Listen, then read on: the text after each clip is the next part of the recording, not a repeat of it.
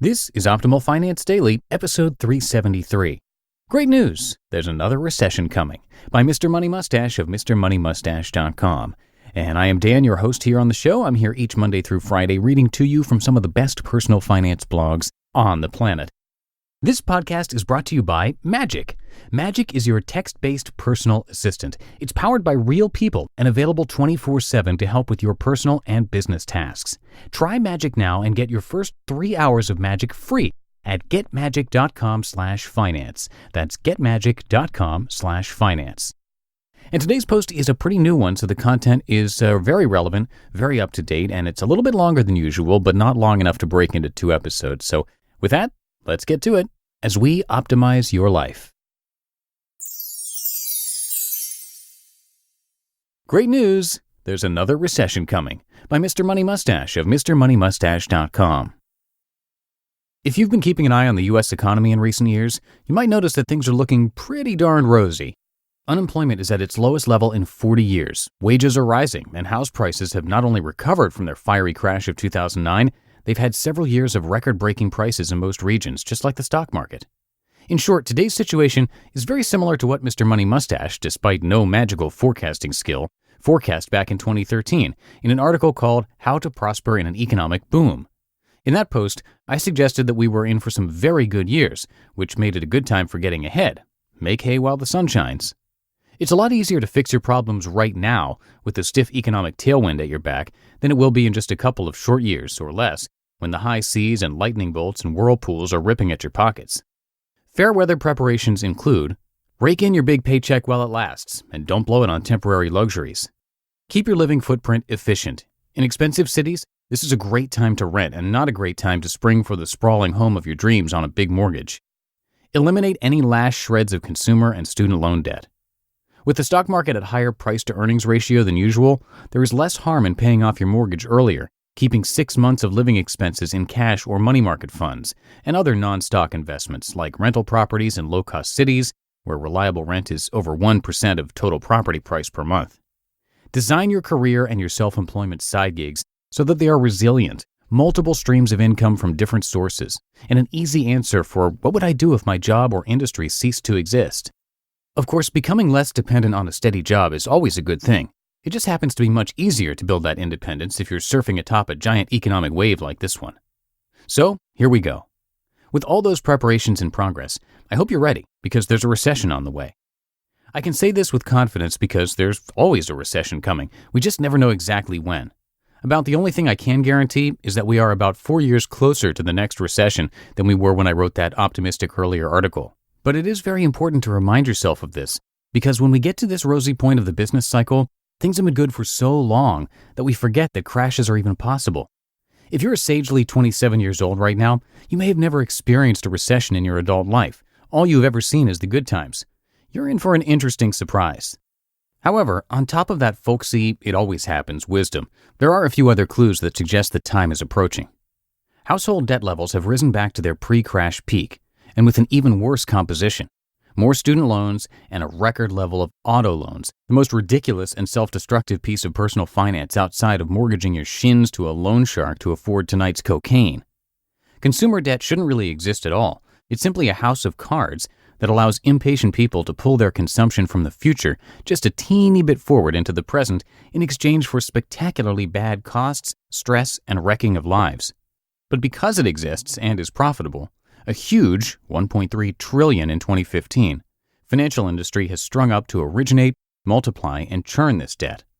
Just like 2007, the financial industry is on top of the world again, with lots of easy money flying around into things like subprime auto loans. The Great Recession of that era was caused when the wild packaging and reselling of mortgage debt combined with a false sense of confidence that the party would go on forever. The final piece of evidence comes from just how long the present party has gone on. If you look at the history of economic expansions, how long we have gone since the last recession, we're currently enjoying the third longest one in history. So we've had a good run. If we go on to tie the Clinton-era record, that still gives us a maximum of 2 years until the trouble hits. And if you happen to think that economic success correlates with the level of brainpower currently in the White House, you can make some adjustments based on that as well. Okay, but what actually causes recessions and what will cause the next one? In succinct terms, recessions are caused when a bunch of people lose confidence all at once. Usually it starts with a mini crisis. The prices of stocks and houses have been going up for so long that people forget the opposite can happen. A bunch of testosterone-fueled betting and speculation, often by overconfident and underregulated junior hotshots on Wall Street, ensues. And in general, speculation is a dumb thing. If you have ever heard of someone buying something, not because they actually want it or because it produces income, but just because they think it will be worth even more in the future, that's speculation. When people buy apartments in Toronto and leave them vacant or rent them out at a loss in hopes of later selling them to an even greater fool, that's speculation. Speculation leads to bubbles, and bubbles always pop because there was no rational reason for the prices to get that high in the first place. They also happen frequently in the stock market. When prices hit some random limit or wobble a bit, the bubble often pops. Everyone gets scared and rushes out to sell, so the prices drop rapidly.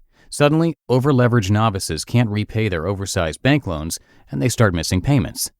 Banks get scared of losing all that money, so they tighten up lending, which causes businesses to scale back hiring and expansion, leading to layoffs, which cuts down on consumer spending, which cuts down business profits again, leading to even more layoffs, and the problem feeds upon itself.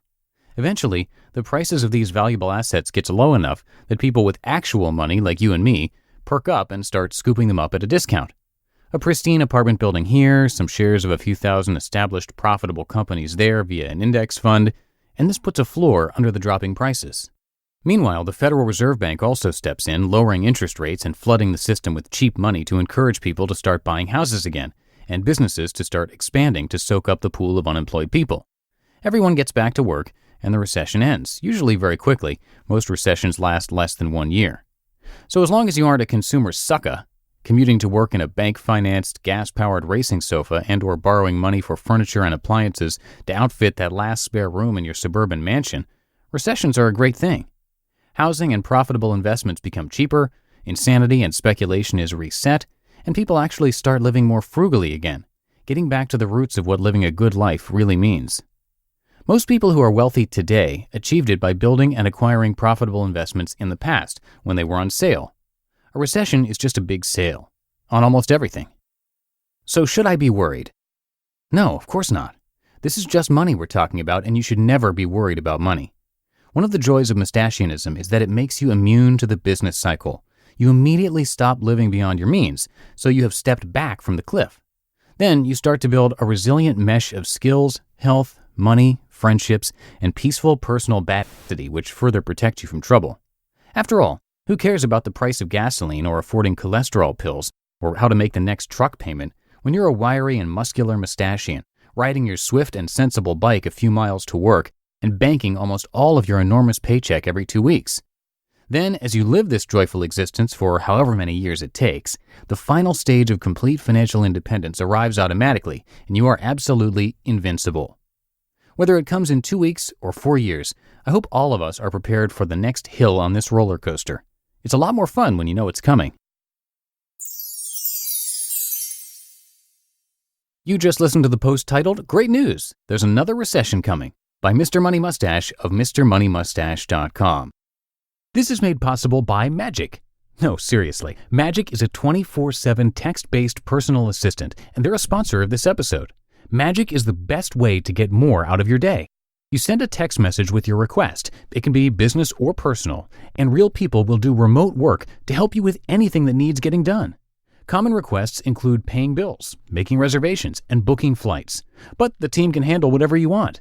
They've sent Ninja Turtles to deliver pizza, made custom costumes, and booked last-minute helicopters. As long as it's legal, Magic can help.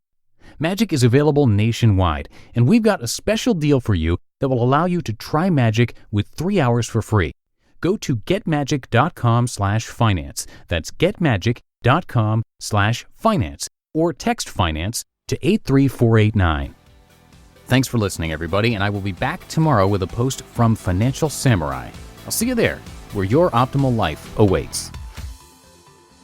Hello, Life Optimizer. This is Justin Malik, creator and producer of this podcast, but also Optimal Living Daily, the show where I read to you from even more blogs covering finance, productivity, minimalism, personal development, and more from incredible bloggers like Derek Sivers, Zen Habits, Mark and Angel, The Minimalists, and all the ones you hear on this show too. So if you enjoyed today's episode and like taking amazing blogs on the go, come on over to Optimal Living Daily and subscribe to that one too. And together, we'll start optimizing your life.